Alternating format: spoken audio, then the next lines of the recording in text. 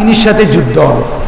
প্রায় 2 লক্ষের চাইতে বেশি শত্রু কাফেরের মোকাবেলা সম্ভাব্য এরকম ছিল।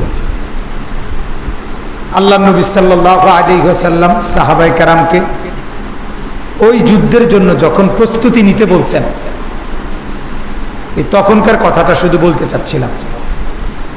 ওই টাইমটা মদিনায় সর্বোচ্চ গরম ছিল, প্রচন্ড গরম, এত বেশি গরম যে স্বাভাবিকভাবে আরব দেশে আমাদের চাইতে তাপমাত্রা অনেক বেশি, কিন্তু আরব দেশে যখন খেজুর পাকার সময় হয় এই সময়টা সর্বোচ্চ গরম থাকে। তো ঠিক ওই টাইমটা ছিল খেজুর পাকার টাইম, প্রচন্ড গরম। সাহাবায়ে কেরামের 1 নম্বরে হলো প্রচন্ড গরম, 2 নম্বরে হলো খেজুর 1 বছরের খাবারের ব্যবস্থা। ঠিক এই টাইমে নবীজি বলছেন যুদ্ধের জন্য রওনা দাও। 30,000 সাহাবী আল্লাহ নবীর নির্দেশে যুদ্ধের জন্য প্রস্তুত হয়ে গেছে। এই খেজুরের 1 বছরের মৌসুমের ফল, এগুলা বিক্রি করলে সারা বছরের নিজেদের রোজগার, সারা বছরের সংসার চলা, আবার নিজেদের খাবার, খেজুর তারা খাবারের মতোই খাইতেন, ব্যবহার করত খাবার, এটা সংগ্রহ করা, এ সব কিছু ফেলে এরপর ওনারা রেডি হয়েছে। আবার গরমও প্রচন্ড। তখন যারা মুনাফিক মদিনাতে, যাদের জবান নবীজির সামনে বলতো মুসলমান, অন্তরে কুফরি, অন্তরে যাদের ঈমান ছিল না, মুখে বলতো ইন্নাকা লা রাসূলুল্লাহ, নিশ্চয় আপনি আল্লাহর রাসূল। আল্লাহ তাআলা বলেন আমি সাক্ষী দিতেছি এরা মৃত্যু। কোরআনে আছে যে আল্লাহ মুনাফিকদের ব্যাপারে বলছে নবী এরা বলে আপনি আল্লাহর রাসূল, এই কথা ঠিক, এটা তাদের অন্তরে নাই। এই জন্য একটা জরুরি কথা মনে রাখবেন, সত্য কথা আরবিতে কোনটাকে বলে? ওই কথাকে বলে যেটার মধ্যে 2টা গুণ থাকে। একটা হলো যা বলছে এটা বাস্তবসম্মত, আরেকটা হলো যা বলছে এটার প্রতি অন্তরের বিশ্বাস।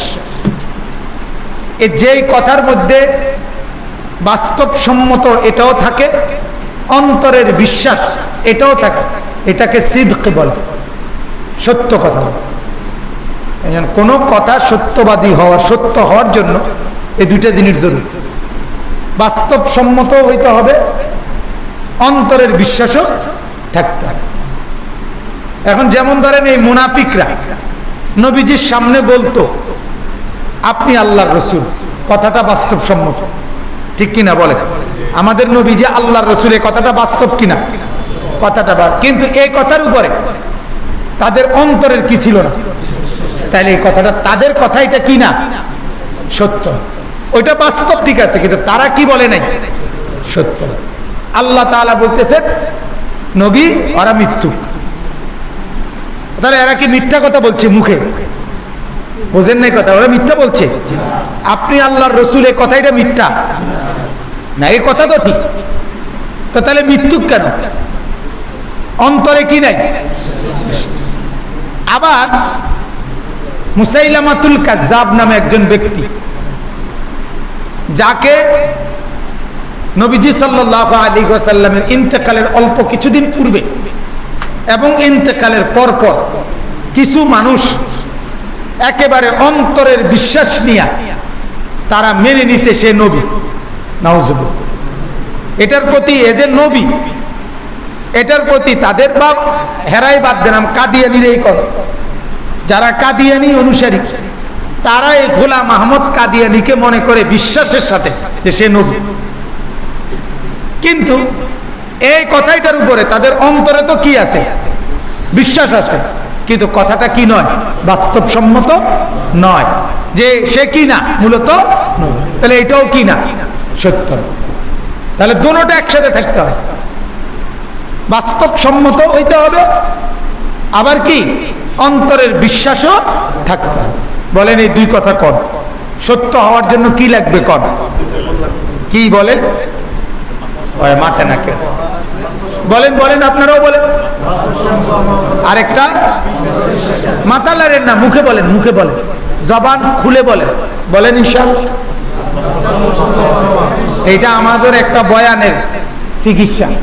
আমরা আমার শায়েখ আল্লামা মুফতি মুশতাকুর নবী সাহেব হযরতের কথা হলো, মাওলানা আল্লাহর বান্দাদের মুখ দিয়ে বাইরে তুই কথা বোঝেন না। আর শিক্ষাইরা আমি শুধু গজল কইলাম, সুর দিলাম, টানলাম, আমি জি জুত করে বইয়ে রইলেন। এটার নাম ওয়াজ। এটার নাম কি না? ওয়াজ। আপনি বলতে হবে। আপনার আমি উদাহরণস্বরূপ অনেক সময় বলি যে সালামের জবাবে কি বলতে হয় কন্ত? ওয়ালাইকুম আসসালাম ওয়া রাহমাতুল্লাহ। আচ্ছা, এটা না বললা 10 বার মাথা লাড়লে একবার বলার সমান হবে না? কয়বার? 11 বার। কয়বার? কয়বার মাথা লাড়লে একবারের বলার সমান হবে কন্ত? কথা কর না। তাইলে 10 বার না 100 বার মাথা লাড়লেও সালামের জবাব হবে নি। তো এতে বালা কইলে লিতে বালা, এতবার মাথা লাড়ানোর তুনো মুখে বলে ফেললে ভালো না। এইটা হইল ঠিক। আপনি উলামায়ে কেরামের সাথে কথা বললে লাভ, কথা বললে লাভ। চা দোকানে আতফল ধরেও থামান যায় না, আর আল্লাহর দ্বীনের মজলিসে সর্বোচ্চ মেহনত করেও বলানো যায় না। এই হলো আমাদের বিপরীতমুখী আচরণ। চা দোকানে ও যেটা আল্লাহর দোহাই, আপনি কিন্তু থামেন না, আরে রাখ জামা বইটা লেছে, তো লুঙ্গি মুঙ্গি দরকার হলে বইটা লাগবে, তারে বুঝাইয়া যাবো। তুই বুঝদি না, তোর বাপে বুঝবো, তোর 14 গোষ্ঠী বুঝবো বেটা। মানে হেতেরে বুঝানোর জন্য ওনার ঘাম বাইয়া পড়তে আছে, বেহুদা কথা, ঠিক না কথা বলে। অথচ আল্লাহর দ্বীনের মজলিসে 1000 বার বলার পরে যে বলেন না, আমি বলতো না, এখানে বলবে না, ওইখানে থামবে না। অথচ ওইখানে থেমে যাওয়া উচিত, এখানে বলা উচিত, ঠিক কিনা বলেন। এই জন্য যে কথা বাস্তবসম্মত হয় এবং অন্তরের বিশ্বাস হয়, এই 2 গুণ হলে সেটাকে সিদক বলে, সত্যবাদী বলে। এর দ্বারা বোঝা গেল মুখের কথা, অন্তরের বিশ্বাস, ভেতর আর বাহির বরাবর হলে তাকে সাদিক বলে, সত্যবাদী বলে। আর এই জন্য আল্লাহ বলছে ওয়াকুনু মা'আস সাদিকিন, যার ভেতর আর বাহির বরাবর এমন নেককারের সাথে তুমি থাকো, এমন সাথে যার কথায় আর আচরণে কি মিলে, কথায় আর আচরণ সমান সমান। মুরিদকে বলে দুনিয়া ছাড়ো, নিজে মুরিদের পাঞ্জাবি পারলে লুঙ্গিও খুলে রেখে দেয়, বুঝেন না কথা। মুরিদের জন্য ওয়াজ হলো তুমি দুনিয়ার লোভ করো না, আর মুরিদে যদি দুনিয়ার সব একেবারে লাউ কদু বিড়া বাড়ি দিয়ে লাই জিঙ্গাইতো না যে তুমি চলবা কেন, এটা কি আসলে সমান আচরণ হইল? বলেন, জবানে আর আচরণে সমান হইল? এজন্য সাদিক, প্রত্যেক হক্কানি আল্লাহর ওলিকে সাদিকিন বলা হয়, যাদের ভেতর আর বাহির বরাবর, যাদের মুখের কথা আর অন্তরের স্বীকৃতি বিশ্বাস সমান সমান। তো বলতেছিলাম মুনাফিকরা আল্লাহর নবীকে বলছে আপনি আল্লাহর রাসূল, আল্লাহ বলে এরা মিথ্যাবাদী। এরা কি মিথ্যা কথা বলছে? কথা বলেন না, কথা তো কি বাস্তব সত্য, কিন্তু সমস্যা কি হইছে? অন্তরে কি নাই, এই জন্য সত্যবাদী নয়, সত্যবাদী নয়। তাইলে এই মুনাফিকরা নবীজিকে, সাহাবীদেরকে তাবুকের যুদ্ধের সময় বলতেছিল যে লা তানফিরু ফিল হার, এইটা বলার জন্য। এটা মূলত আল্লাহর দয়া, পুরা বলবার আগে আগে কারেন্ট চলে আসে, মানে গরমের মধ্যে যে সান্ত্বনা দিব, মূলত এটার জন্য শুরু করছিলাম। মাওলা কয় যা কবুল করলাম, দিয়ে দিলাম ফেরা।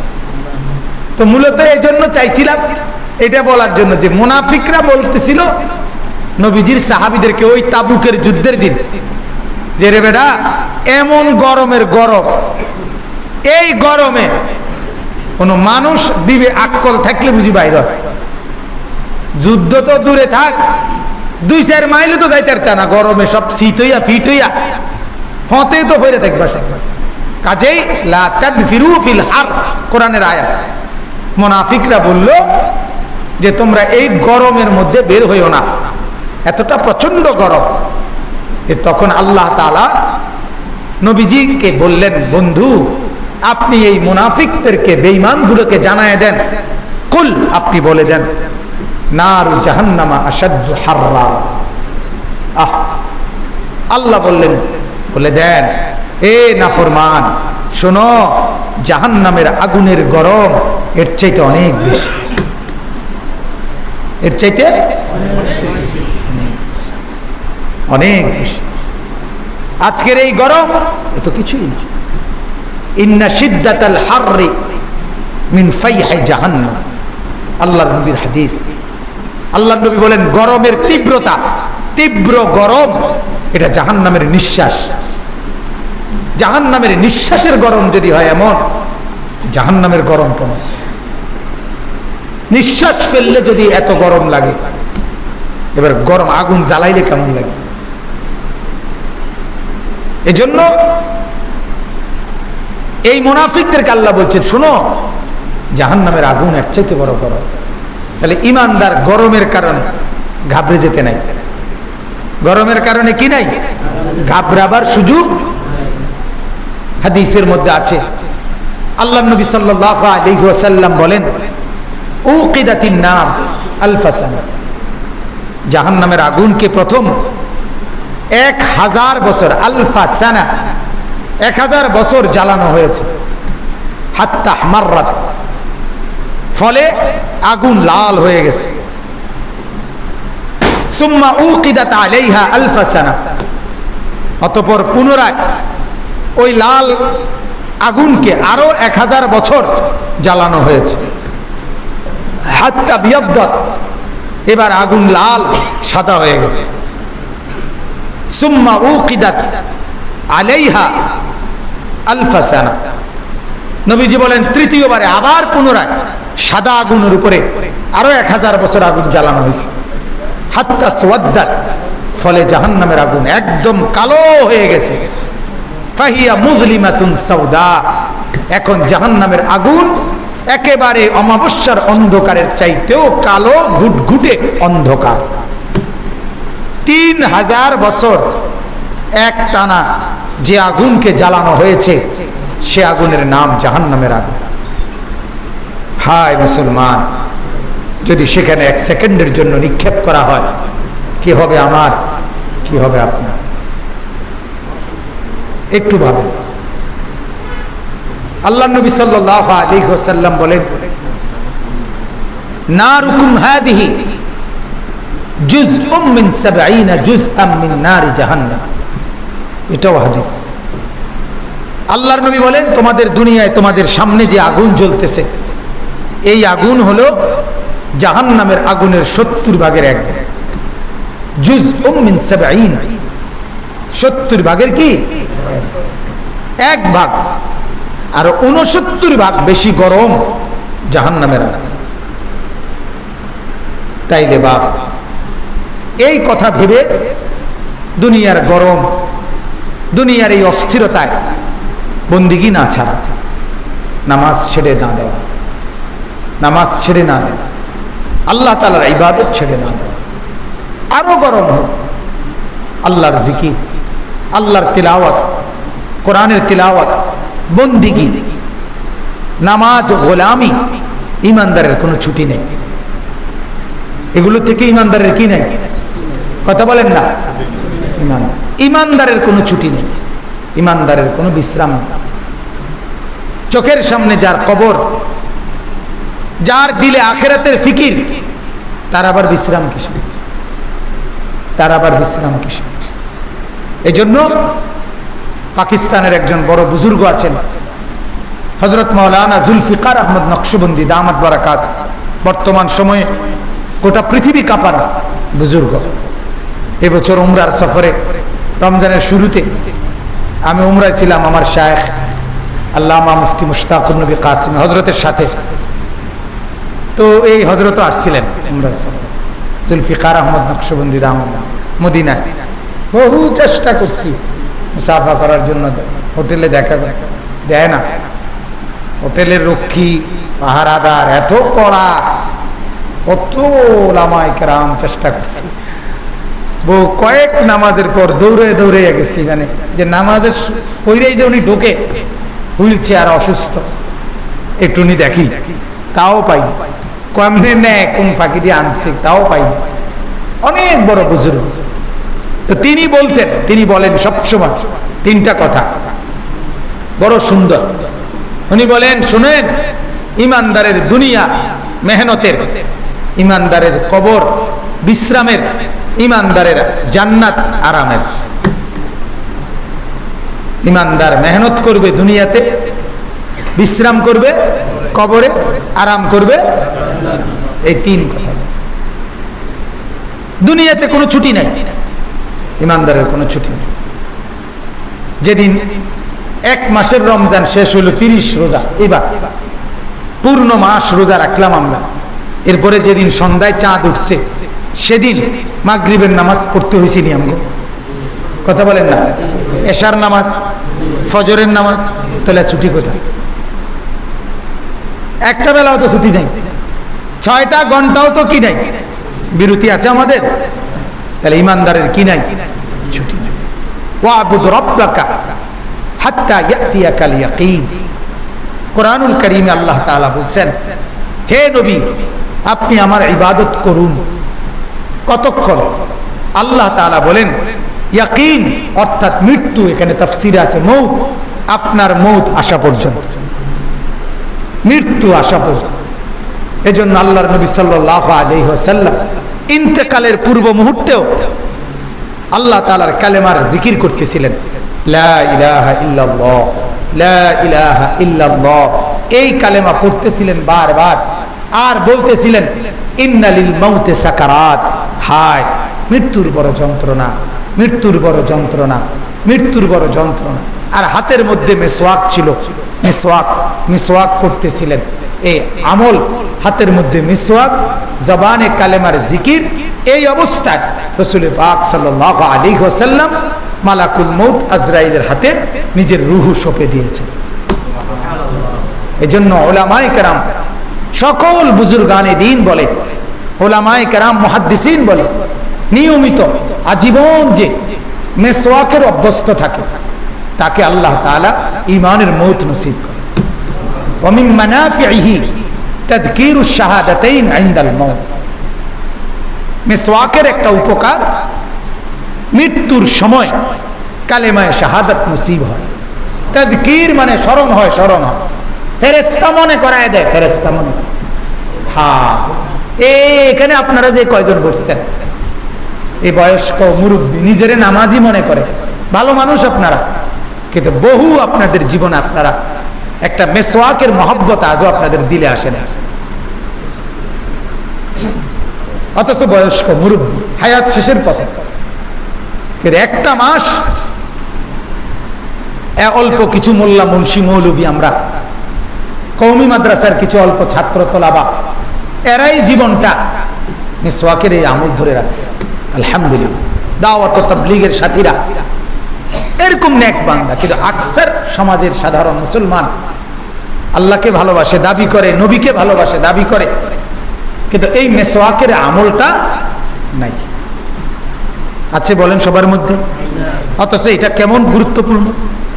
এটা আপনার কালেমায়ে শাহাদাত নসিব করাবে, মৃত্যুর সময় মনে করায় দিবে, মনে করায় দিবে। এজন্য মিসওয়াকের এই আমল কথা প্রসঙ্গে যেহেতু আসছে, আজকেই নিয়ত করেন একটাবার। এই মুরব্বীরা, জওয়ানরা, আপনারা যারা বসছেন, খাস মানুষ, অনেক ব্যস্ততা, গরম এর অন্ধকারের ভিতরে দিয়ে আইসা বসছিলেন, আপনারা কমপক্ষে নিয়ত করেন যে মিসওয়াক করবেন। বলেন ইনশাআল্লাহ, বলেন ইনশাআল্লাহ, পাক্কা পাক্কা নিয়ত করেন, পাক্কা নিয়ত। মাত্র 20 টাকা একটা মিসওয়াক, হারায় গেলে আবার কিনবেন, আবার কিনবেন, আবার কিনবেন। আমি আলহামদুলিল্লাহ, আমারে যদি হাসরের ময়দানে আমল নামা দেখা, আর ফেরেশতা যদি জিঙ্গা যে আনিস জীবনে টাকা খরচ বেশি করছো, কিতা কিনছো, ক্রয় করছো জীবনে বেশি কি? আল্লাহর কসম আমি আশা করি এটাই বলতে পারবো যে মেসওয়াক। আমার জীবনে আমি মেসওয়াকের সাথে সরাসরি একটা কথা কইয়া গেছি, মেসওয়াক রে আমি বলে রাখছি, বুঝাই রেছি মেসওয়াক, যে তুমি আড়াইবা কতক্ষণ, আমি কিনতারি কতক্ষণ, আমি বেড হইলে দেখামো তোমার, তুমি আড়াইয়া চাও। মেসওয়াক বড় সাংঘাতিক জিনিস, এটা শুধু আড়াই দা, বুঝেন নাই কথা? হারা কিছে, হারাইলে কিছে, আমি কিনতে থাকি, অসুবিধা কি? এটা আমার চ্যালেঞ্জ মেসওয়াক সব সময় আলহামদুলিল্লাহ মেসওয়াক কিনতে থাকে, 5টা 10টা মেসওয়াক কিনে হারাইতেও থাকে, ব্যবহারও করতে থাকি। কারণ এটা যে আমার যদি এই পুঁজিটুকু আমি মৃত্যু পর্যন্ত ধরে রাখতে পারি, আর কালেমা যদি আমার নসিব হয়, আমি কামিয়াব। বলেন আলহামদুলিল্লাহ। ইন্নামাল আমালু বিল খাওয়াতিম, শেষ অবস্থার উপরে ভিত্তি করে সমস্ত আমলের ফলাফল শেষ অবস্থা, শেষ জবানে কালেমা উচ্চারণ হওয়া অনেক বড় নিয়ামত, অনেক বড়। নিজের থেকে উচ্চারণ হয়, ওই একবারে লম্বা হইয়া শীত হইয়া সোজা হইয়া গেছে চাচা, এখন দম টাইনতেছে। এই সময় 100 টাকা দিয়া হুজুর আনে, 100 টাকা দিয়া হুজুর আনে, হুজুর আব্বারে তওবা ফরাইয়া দেন, আব্বার বেহেশত বুঝাইয়া দেন, 100 টাকা ধরেন রাখেন। বাহ বাহ বাহ বাহ, মুসলমান, বেহেশত তো হুজুরের আব্বার সম্পত্তি, ঠিক না? বেহেশত তো হুজুরে কন্ট্রাক্ট লইছে, 100 টাকা দিয়া হুজুর বেহেশত দেয়। বেহেশত এত সস্তা হয়ে গেছে, 200 টাকা দিয়া আপনার বাপেরে তওবা করাইয়া বেহেশত দিয়া লাগব। তওবা করার জন্য 3 জিনিস জরুরি। তওবার জন্য কয় জিনিস জরুরি বলেন, সবাই বলেন।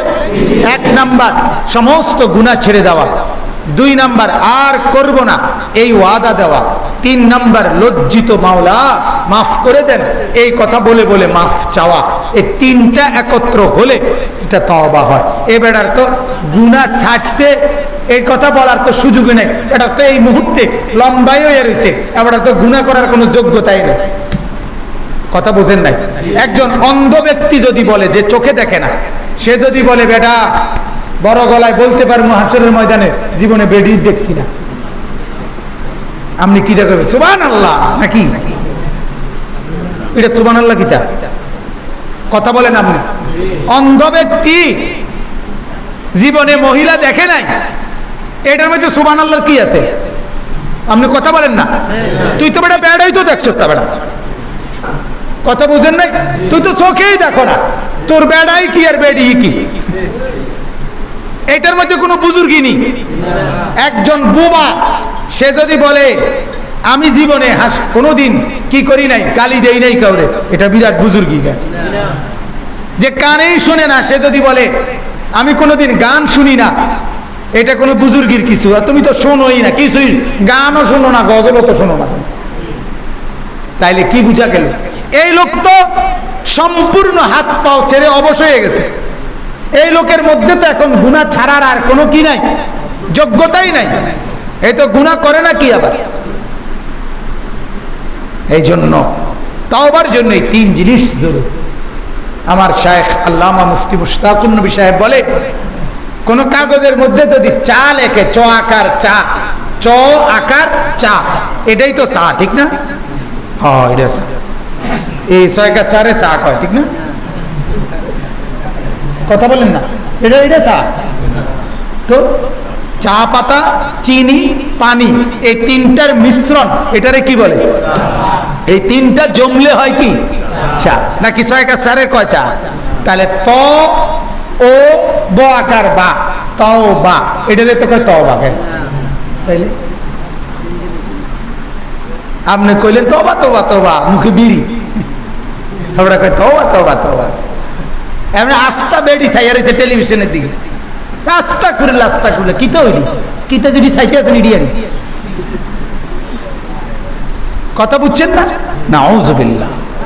আহা, এটা তওবা না, এটা আস্তাগফিরুল্লাহ না, গুনাহ ছেড়ে দেওয়া, আর করবে না, ওয়াদা দেওয়া যে আল্লাহ আর বিড়ি খাবো না, এটা ছেড়ে দিলাম, আর মিথ্যা বলবো না, এটা ছেড়ে দিলাম, আর চুরি করব না, এটা ছেড়ে দিলাম, আর সুদ খাবো না, এটা ছেড়ে দিলাম, আর টেলিভিশনে নাচ দেখবো না, এটা ছেড়ে দিলাম, আল্লাহ আর করব না, আর দেখবো না, আর বলবো না, ওয়াদা দিলাম, লজ্জিত যা হয়ে গেছে মাওলা তা মাফ করে দেন, এটারে বলে তওবা।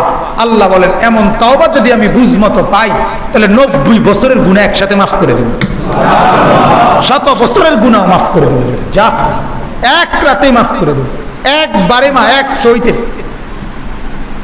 পাহাড় পরিমাণ গুনাহ মাফ করে দেব, সমুদ্রের ফেনা পরিমাণ গুনাহ মাফ করে দেব। ওয়ালাউ কানাত মিসলা যাবাদিল বাহর, সমুদ্রের ঢেউর, সমুদ্রের ফেনার চাইতে বেশি হলেও মাফ করে দেব।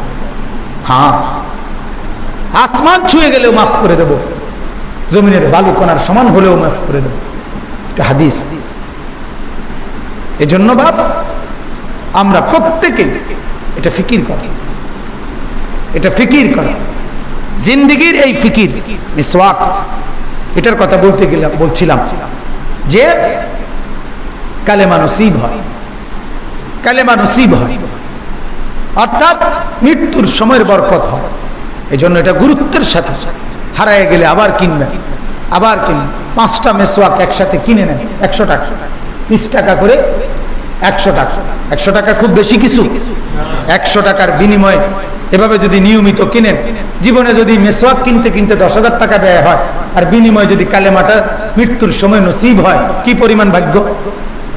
তাইলে কম পুঁজিতে বেশি লাভ কিনা বলেন?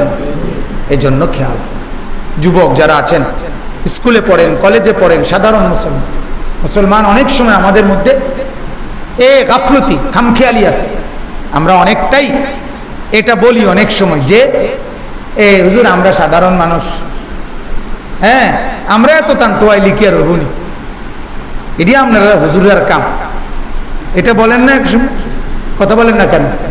আপনি বলেন এই স্যার যে সাধারণ মানুষে বেহেশতে যাইতে এক নিয়ম আর হুজুর বেহেশতে যাইতে আরেক নিয়ম, এই দুইটা নিয়ম, এই সিদ্ধান্ত, এই পার্থক্য এটা কে করে দিছে? আমনে কেন হুজুর? আমনি করছে? আমনে কে করলে? কথা বোঝেন নাই আপনি? আমি আনিস, আমি মোল্লা, আমরা হুজুর, আমরা বেহেশতে যাইতে হইলে সুদও খাওয়া যাইতো না, ঘুষও খাইতে পারতাম না, বেড়িয়ে তো বেপরদা থাকতে পারতো না, টেলিভিশনও চাইতে পারতাম না, কোন রকমের গুনাহ করতে পারতাম না। আর আপনারা বেহেশতে যাইতে হইলে এটি সব ঠিক রেখা আপনারা বেহেশতে যাইতেন পারবেন, আর আমি বেহেশতে যাইতে হইলে এটি একটাও করণ যাইতো না। আমার বেহেশতে এত কঠিন হয়ে গেল, আপনার বেহেশতে এত সহজ হয়ে গেল, ঘটনাটা কি? কথা বলেন না? এই ভাই এটা বন্ধ করেন, বলেন বলেন, একদম বসেন, বলেন আপনি। ফালতু এক তামসা লইয়া রয়েছে। জি, তো এ কারণে অবশ্যই এটা ফিকির করা, অবশ্যই ফিকির করা, এটা খেয়াল করা যে এটা এই তফাৎ করার কোন, এটা শয়তানের প্ররোচনা যে হুজুর আপনারা হুজুর মানুষ, আপনারা বহুত কিছু কোরআন কিতাব পড়ছেন, আপনারা অনেক কিছু করণ লাগবো, আপনি কিছুই করতে হবে না। না, আপনি বিড়ি খাইতে খাইতে বেহেশতে যাবেন গা, এত রং না। কথা বলেন না? আপনি সাদওয়ানে গপ মারতে মারতে বেহেশতে যাবেন গা, বিষয়টা এত বেহেশতে এত হালকা হয়ে যায় না, বেহেশতে এত খামখেয়ালি না। অতএব আমার বাপ, আমরা প্রত্যেকেই, আমি এটা বললাম আপনাদেরকে বুঝানোর জন্য এই কথাটা, যে এই মিসওয়াকের একটা আমল বলতে গিয়ে মূলত কি কারণে বলছি, যে আল্লাহ তাআলা নবীকে বলছে, বন্ধু আমার ইবাদত করেন কোন পর্যন্ত? কথা বলেন না, কোন পর্যন্ত? মৃত্যু। এটার উদাহরণ দিকে বলছি না এই কথাটা, যে আল্লাহর নবী সাল্লাল্লাহু আলাইহি সাল্লাম মৃত্যু পর্যন্ত কি করে গেছে? আমল করে গেছে। ওই যে মিসওয়াকের আমল, এটা একটা আমল করে গেছে। এরপরে আপনার লা ইলাহা ইল্লাল্লাহর কালেমা জবানে জিকির করে গেছে। আমি যেন আমার মনে হয় আর কি, জোহরের নামাজের 8 টাইমে কিতাবে আছে তারিখে আল্লাহ নবী সাল্লাল্লাহু আলাইহি ওয়াসাল্লাম জোহরের নামাজের পূর্ব মুহূর্তে অল্প আগে ইন্তেকাল করছেন। তো আল্লাহ নবী যেন মেসওয়াক করে যেন রেডি আছেন, যদি আমার এখনো রুহু যাওয়ার আগ মুহূর্ত যদি ওয়াক্ত হয়ে যায় তো এই নামাজটাও পড়ে নেব। সুবহানাল্লাহ। অর্থাৎ বন্দেগীর থেকে, ইবাদত থেকে এক মিনিট তিনি বিরত ছিলেন না। অতএব ইমানদারের, এবার ওই কথা বলছি, ইমানদারের কোনো কি নাই? বিশ্রাম। ইমানদারের কোনো ছুটি নাই। ইমানদারের, কাফের বেঈমানের ছুটি থাকতে পারে, মুশরিকের ছুটি থাকে, ইমানদারের কোনো ছুটি নেই। ইমানদারের রাত যেমন বরাবর, দিন বরাবর। ইমানদারের শনিবার রবিবার, ইমানদারের বৃহস্পতিবার শুক্রবার একই রকম। গুনাহ থেকে বাঁচো, বন্দিগি অভ্যস্ত থাকো, ঠিক কিনা বলেন না? এক হুকুম, এক বিধান, রোদ গরম, আলো বাতাস, রাত্র দিন, শনিবার রবিবার, জানুয়ারি ফেব্রুয়ারি, সব বরাবর, সব বরাবর।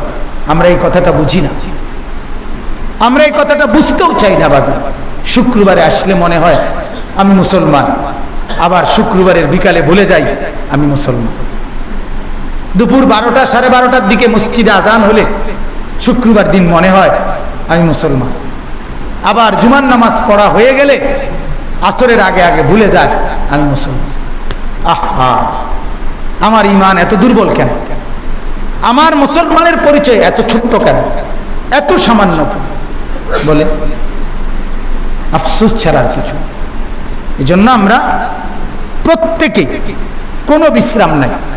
ওই যে বললাম, রাসূলুল্লাহ সাল্লাল্লাহু আলাইহি ওয়াসাল্লাম বললেন সাহাবীদেরকে প্রস্তুতি নিতে, ওনাদের গাছে খেজুর, খেজুর আর 2-4-10 দিনের ভিতরে খেজুর নামাবে। এই সময়ও একবারের জন্য চিন্তা করে 30,000 সাহাবী রেডি হয়ে গেছে।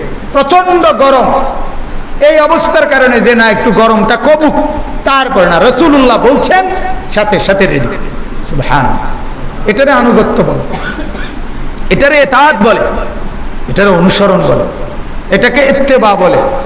জীবনটা ধীরে ধীরে এভাবে বানানো দরকার, এভাবে বানানো দরকার। আল্লাহ তাআলা আমাদেরকে তৌফিক দান করুন। দ্বিতীয় কথা হলো, কোরআনুল কারীমের আমি আপনাদের সামনে ছোট্ট কয়েকটি আয়াত